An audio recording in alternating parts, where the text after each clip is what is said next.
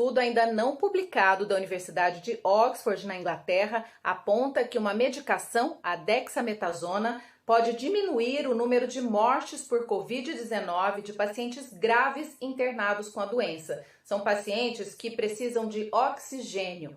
Mas será que a gente já pode comemorar esse resultado positivo? Até que ponto? É sobre isso que eu converso com o professor Luiz Carlos Dias. O professor é titular do Instituto de Química da Unicamp. Esse estudo, está todo mundo em alvoroço, o mundo em alvoroço hoje, em função desse estudo que promete uma sobrevida melhor, né, para os pacientes, para os casos graves de Covid. É de fato um estudo animador? Existe uma razão para que as pessoas estejam tão animadas? Olha, a gente precisa ter cuidado porque o estudo, na verdade, ele ainda não foi publicado, né? Nós não temos acesso a todos os dados, por exemplo, desse estudo, né?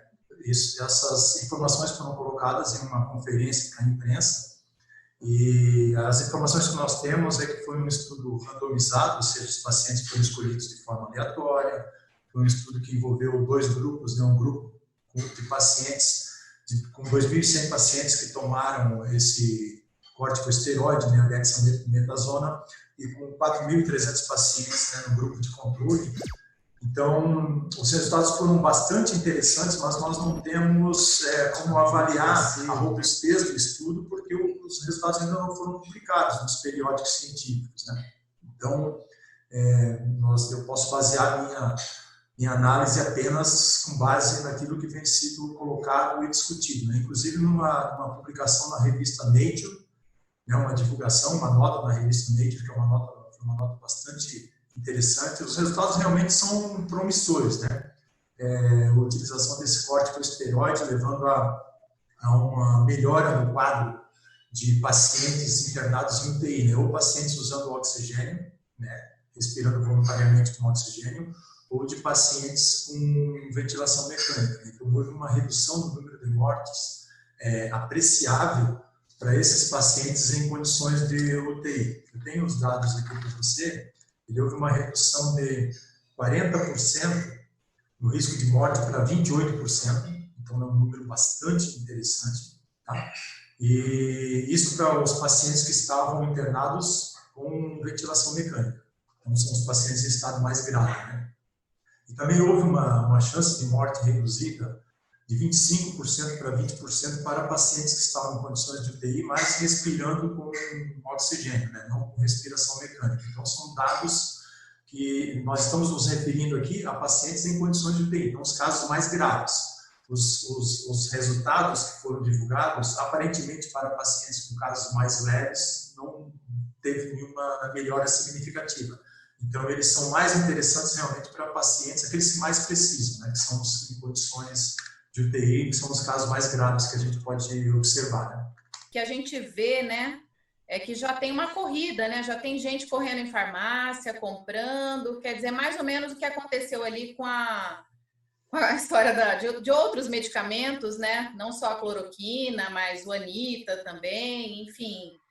não é o caso, né, professor? Ainda falta saber mais sobre esse estudo? Não existe não é o caso, não. Para que ele seja usado já, esse medicamento?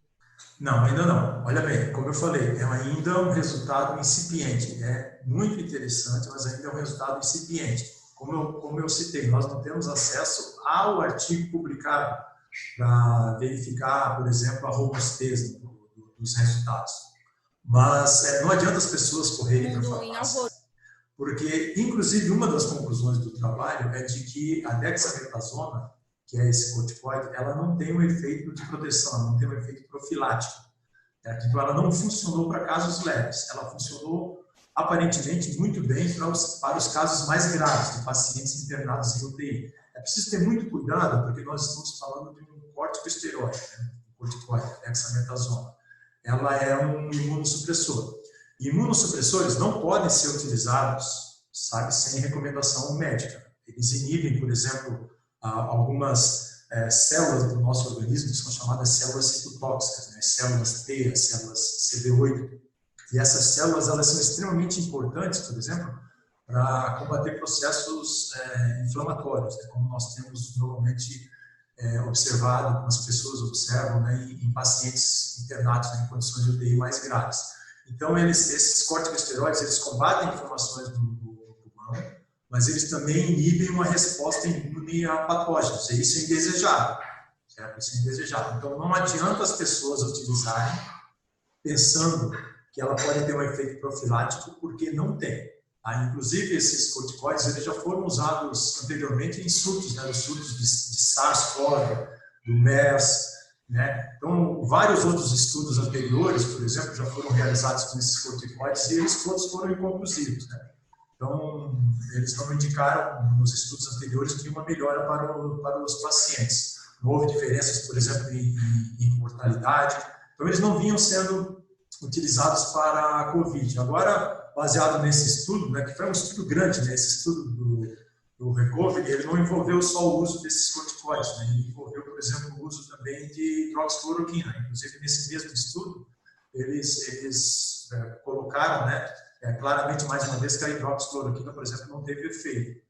Mas não se pode, de forma alguma, usar esse medicamento sem nenhuma orientação médica. As recomendações anteriores, inclusive, da Organização Mundial da Saúde e de especialistas, eram para se evitar o uso sistêmico de corticosteroides, por exemplo, nas infecções causadas por Covid, a não ser, né, que resultados desses ensaios clínicos realmente trouxessem, né, informações úteis e importantes, né? Esse, então, é um resultado inicial, é muito interessante, é muito promissor, mas a gente deve olhar com cuidado e esperar, né, outros ensaios, outros estudos e principalmente a publicação desse resultado em um periódico científico, né, para que a gente possa realmente analisar com cuidado todos os parâmetros utilizados, né? Tem que ficar muito claro isso, então, né, para as pessoas, professor, que por ele ser, esse medicamento ele afetar a parte da imunidade, quer dizer, ele pode ser um tiro no pé. A pessoa toma em casa achando que está se prevenindo e ela está baixando a imunidade.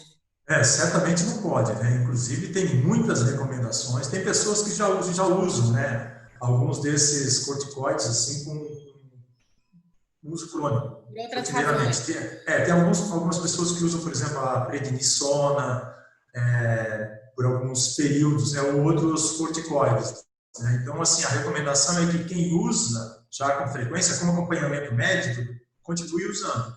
Mas ninguém deve correr para as farmácias e comprar, por exemplo, dexametasona e usar por conta ou sem uma recomendação acompanhamento médico, porque ela pode inibir a resposta imune a patógenos, né? Isso é um efeito indesejado. O medicamento que trouxe resultados mais interessantes para pacientes internados já em condições de UTI. Né? Anteriormente, por exemplo, o medicamento que tinha trazido resultados mais promissores era o Remdesivir. Mas o Remdesivir, ele não diminuía o número de mortes. Não houve, por exemplo, redução no número de mortes de pacientes que usavam o Remdesivir ou que não usavam o Remdesivir. Mas o Remdesivir trouxe resultados interessantes porque ele reduzia o tempo de internação em UTI. Então, reduzia em 3, 4 dias. E esse é um resultado já muito bom. Por quê? Porque você, quando reduz o tempo de internação do paciente em UTI, você acaba ganhando um giro de leitos, né? Permite que aquele paciente saia da UTI e você possa colocar um outro paciente em condição de UTI. O caso agora da dexametasona, ela realmente levou a um número de mortes, né, bem interessante quando comparado, por exemplo, com o grupo placebo. Então, o número de mortes com o uso de dexametasona foi menor do que no grupo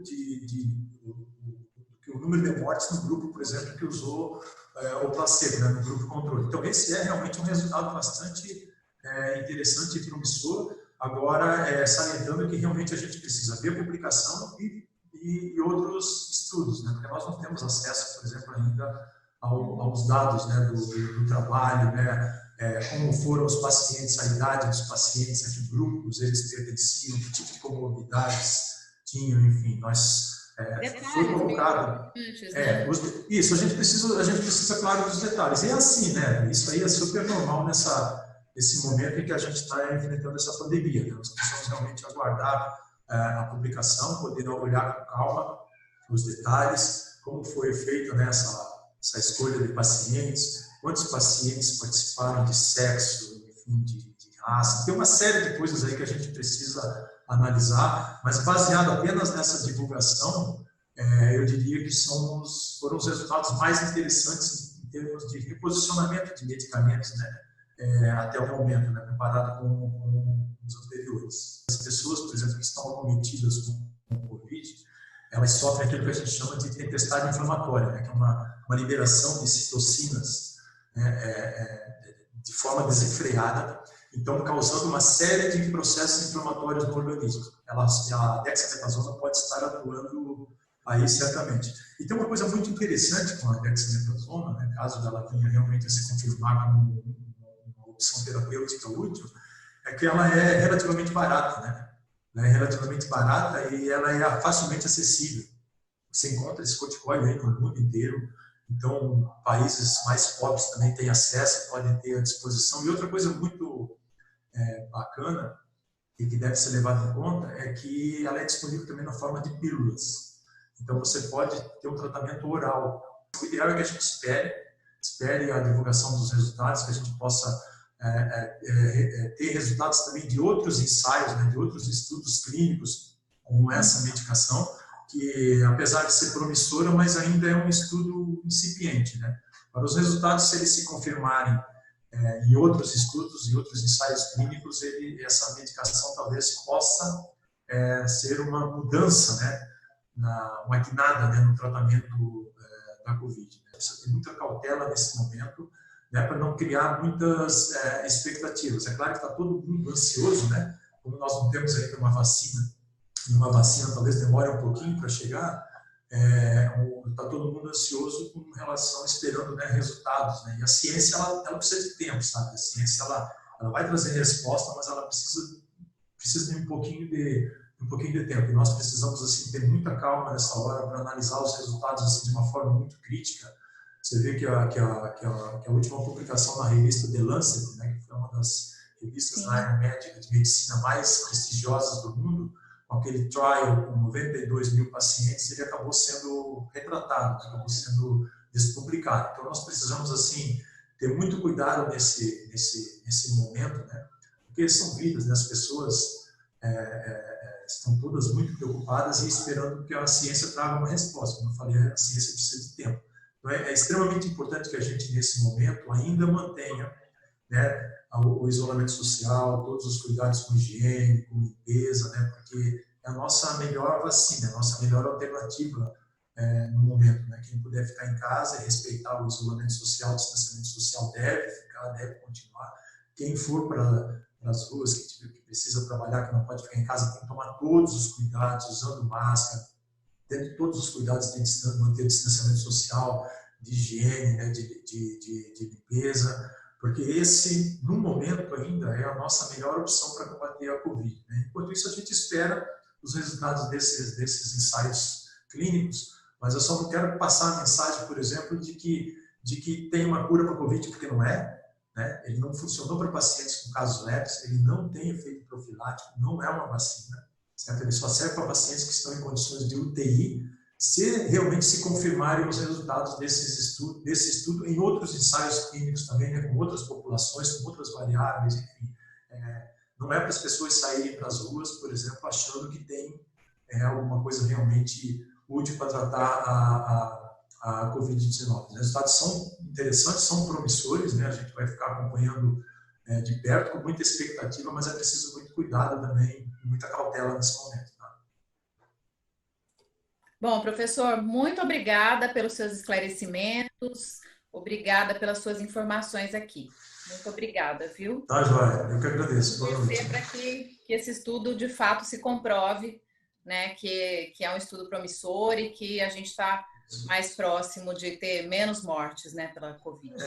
Realmente. Os resultados devem ser publicados em breve, né, segundo os autores da pesquisa, e aí a gente vai poder analisar todas as variáveis assim com mais atenção e aguardar, obviamente, que quando um resultado como esse, por exemplo, é divulgado, outros grupos, outras equipes, outros ensaios clínicos randomizados, com grupo placebo, né, controlados, eles vão ser feitos, certo? Eles vão ser produzidos em várias partes do mundo, em vários países, certamente, né, porque realmente os resultados, se eles se confirmarem, eles podem significar uma mudança drástica aí no combate à Covid, né, principalmente para pacientes em estado grave. Obrigada, professor, então, mais uma vez, e até mais. A gente volta a se falar quando tiver novidades.